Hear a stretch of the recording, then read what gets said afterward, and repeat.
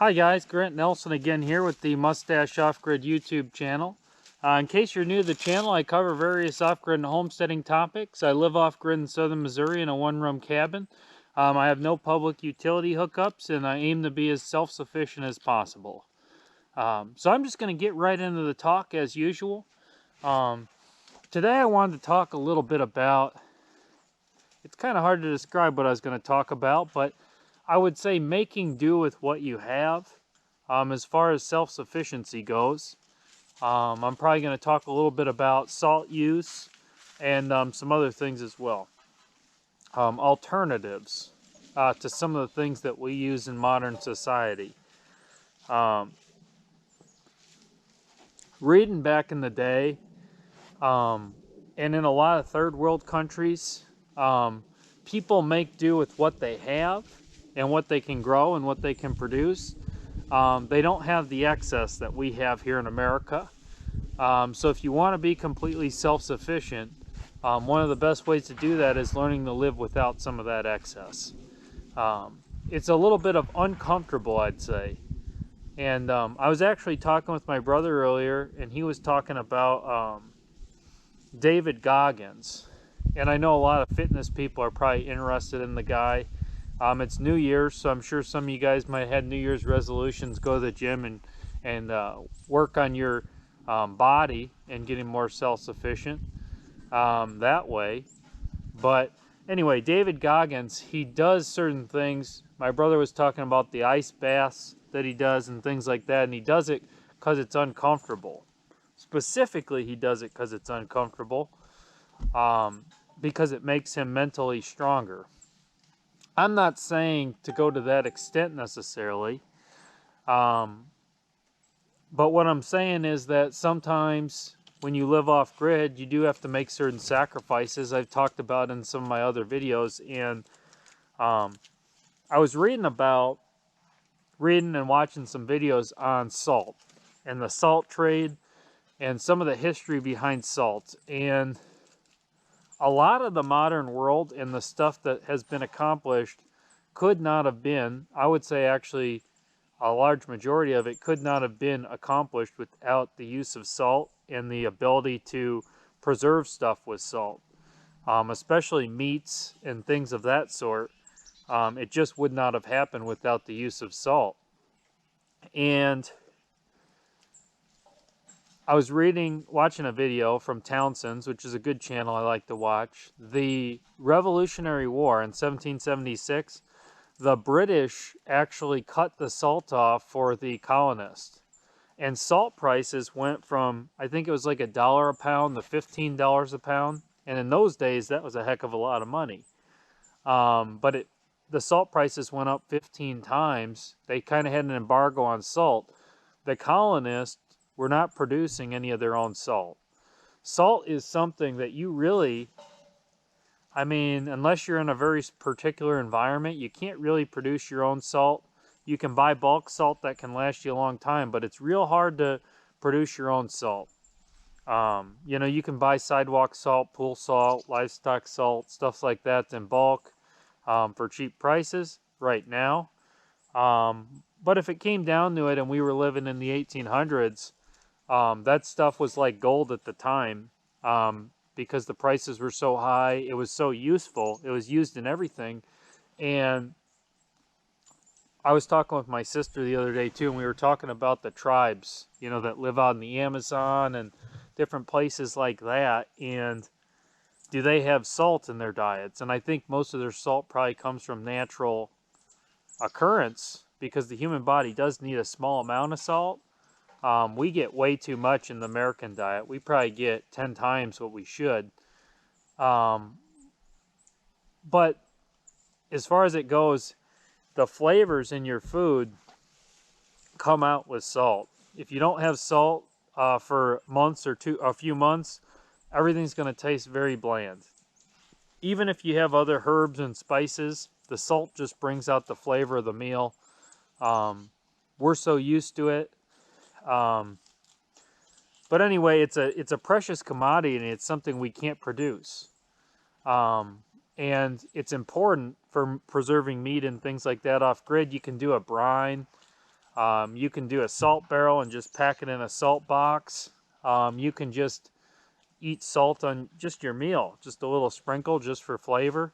I mean, you can eat stuff with just salt, a pot of beans or something like that, and it's not as good as if you have all these spices, but it is edible. And without the salt, it's hardly palatable. Um, you know, it's kind of interesting how important and how big salt is. And salt and spices have not always been readily available, is my point. A lot of things can't be produced in a certain region. If someone was out in the Rocky Mountains in the 1800s, coming into salt or coming to get salt or having salt, they probably had some, but they probably had to ration it.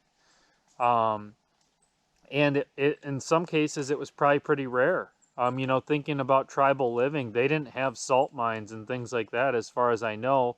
Some of them started trading later on, but my point is that there's certain things you can't produce, and if you can't produce them and you're reliant on them, it can cause problems, which is exactly what the salt did in the Revolutionary War. It caused problems because the settlers weren't producing their own salt. Now, they were able to get around it later on, and they were able to import salt and get around the British doing it that way. But my point is that it would be a miserable life without it. And they were reliant on the salts, and it almost could have lost them the war in a way. So food for thought, if you're trying to be self-sufficient and you're buying things from the outside, you're going to think of alternatives on how you can get around that. Now, for me, like salt would maybe be my smokehouse, spices, things like that, but I like to buy bulk salt so I have enough for a long time. I like to buy pool salt with no added chemicals. That's what I like to use. Just store it, some bags of it. It's cheap. And that way I know if it ever comes down to it, I have salt for a long time.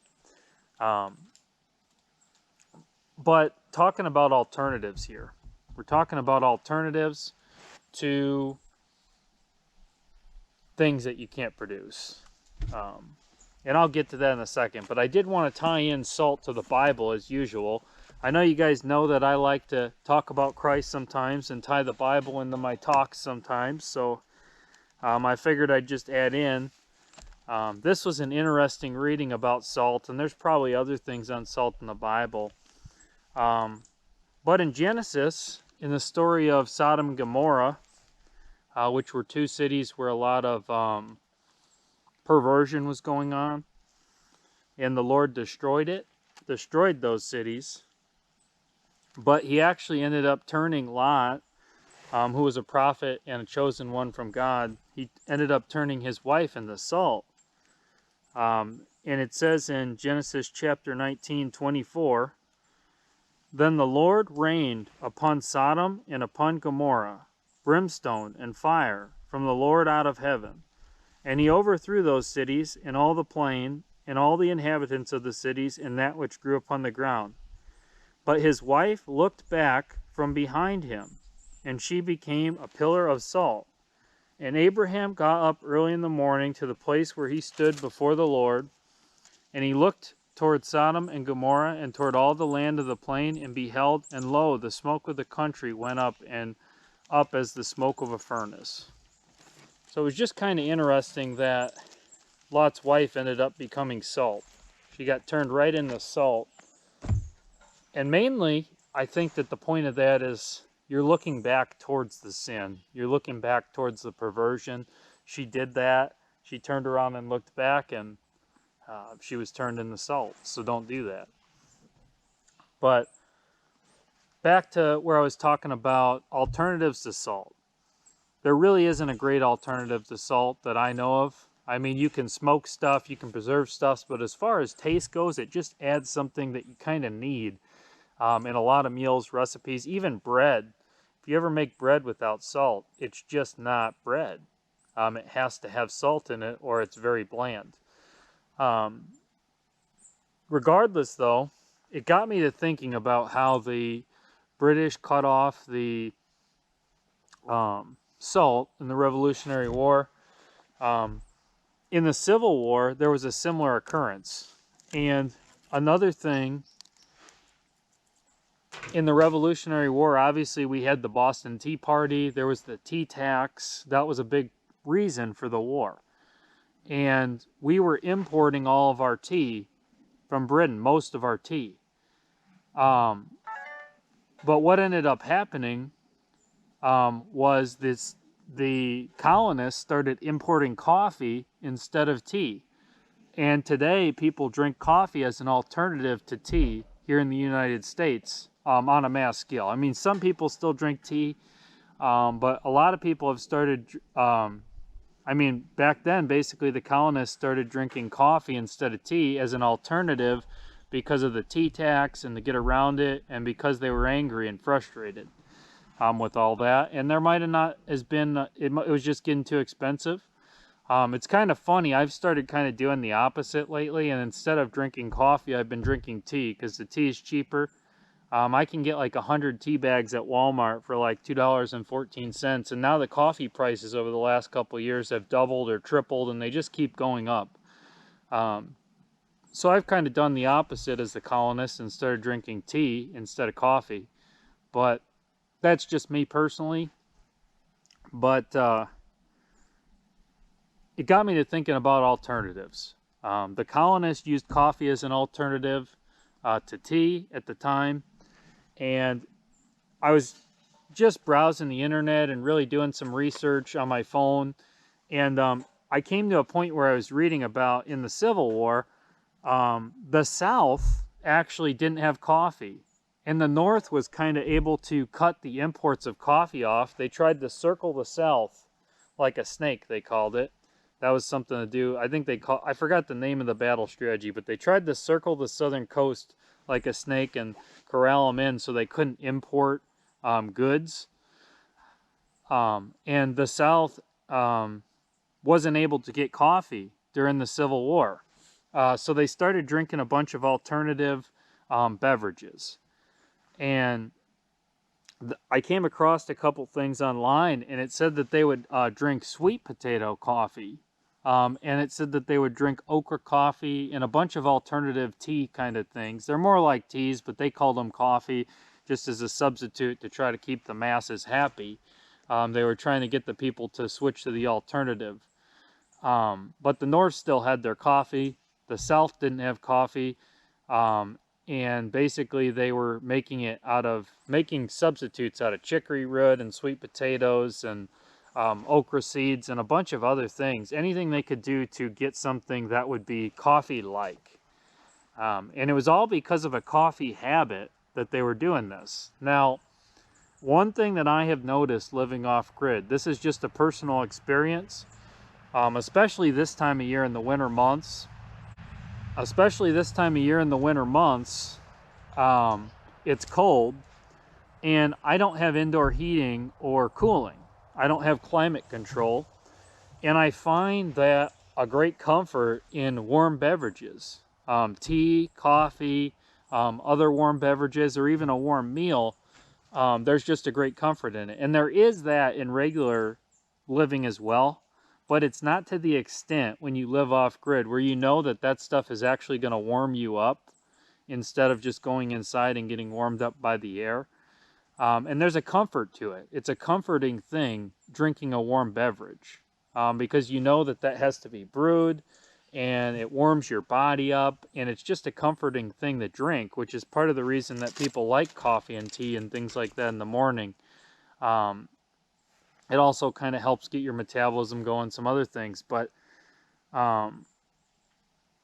these warm beverages, as far as battle strategy and things like that in wars, it's important to keep your troops happy and comfortable, at least somewhat. I mean, they're never going to be perfectly comfortable like they're staying in a hotel or sleeping in a bed with a perfect pillow all the time, but every once in a while they just need enough comfort to keep their morale up. Morale is a big deal in war. And the South was basically trying to use all these coffee alternatives, alternatives to coffee, and they called them coffee. They'd call it sweet potato coffee, chicory root coffee, they'd call it okra seed coffee, different things like that.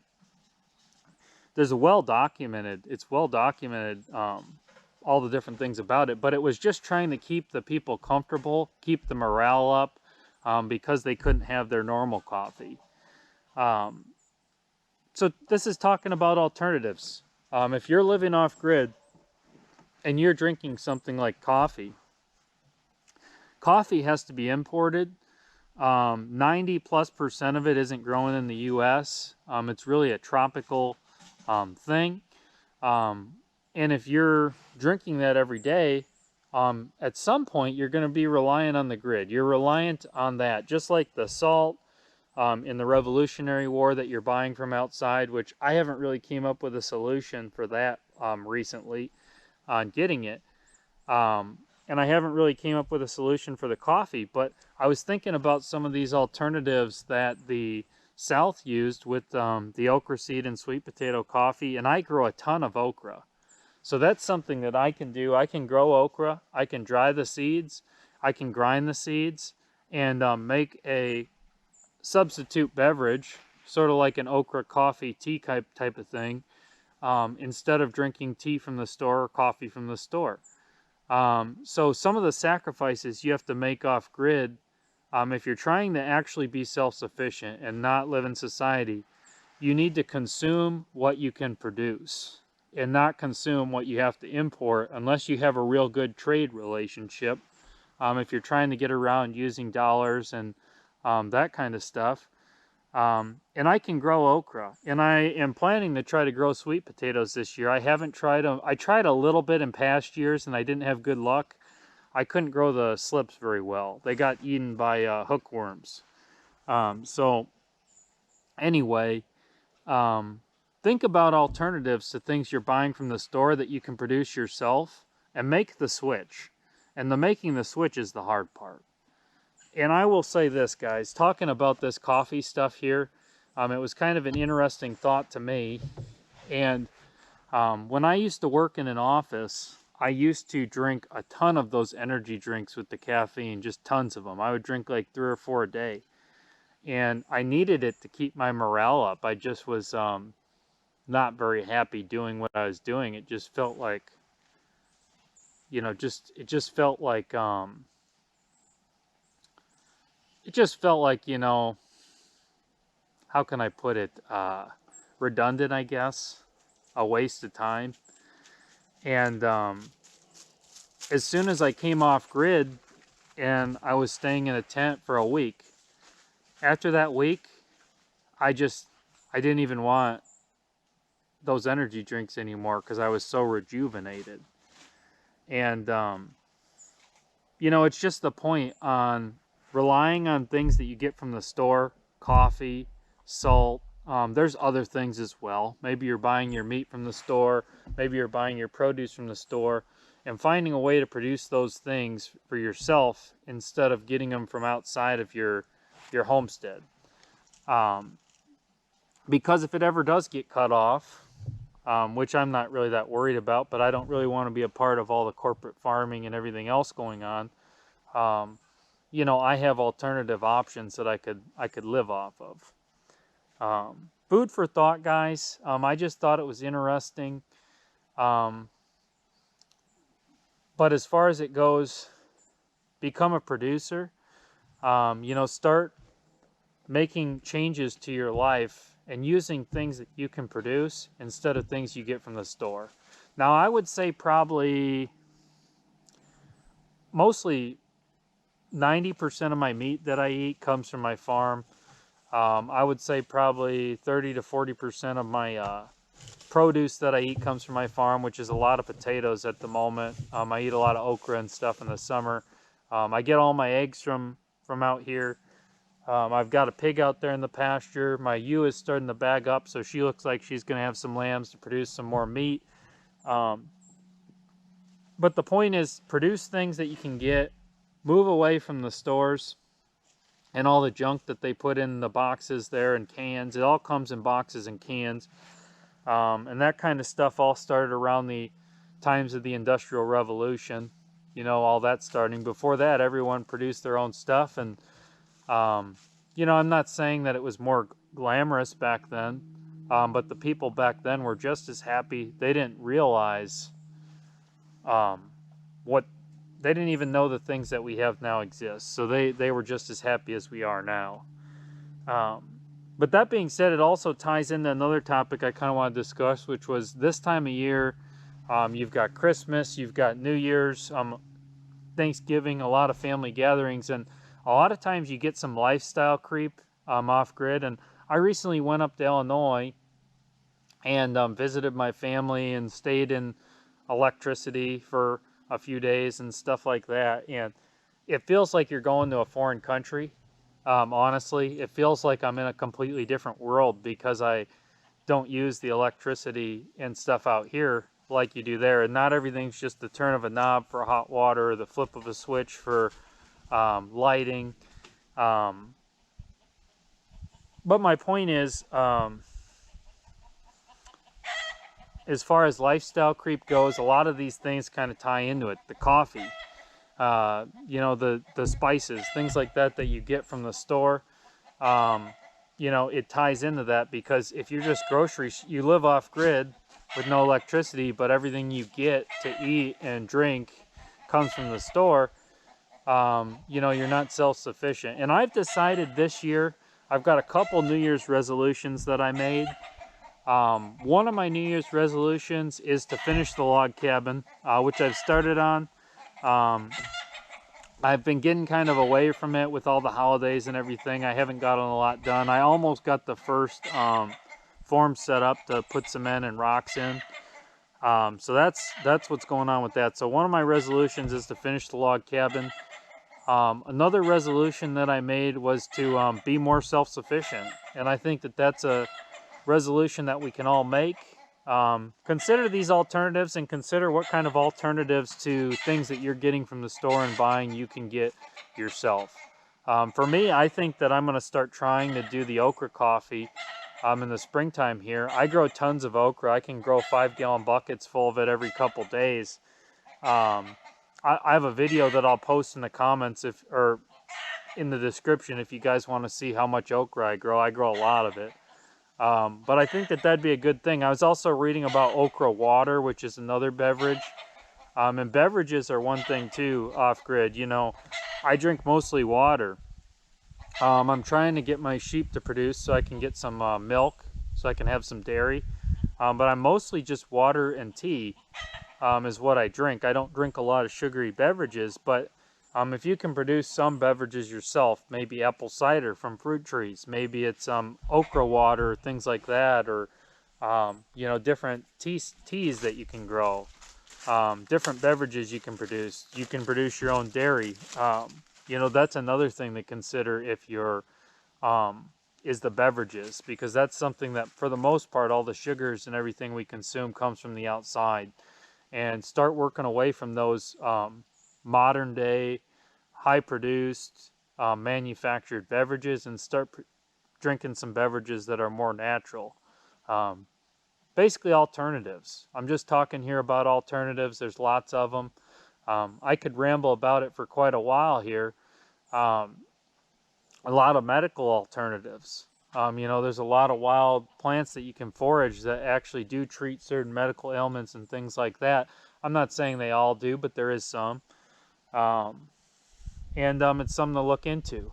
You know, look into different alternatives and ways that you can secede from the system, be more self-sufficient this year. And anyway, I think that's all I got for today, guys. God bless. Thank you for watching. I hope you enjoy the video, and hopefully it helps someone come up with some ideas in their head on what they, ways that they can start using alternatives instead of getting stuff from the system. So anyway, have a great day, guys. I think that's good. You ready for your treat?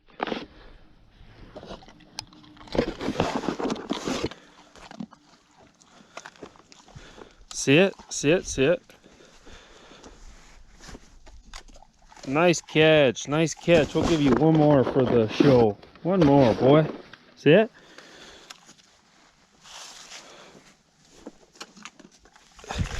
Nice. Very nice. Good boy. Good boy.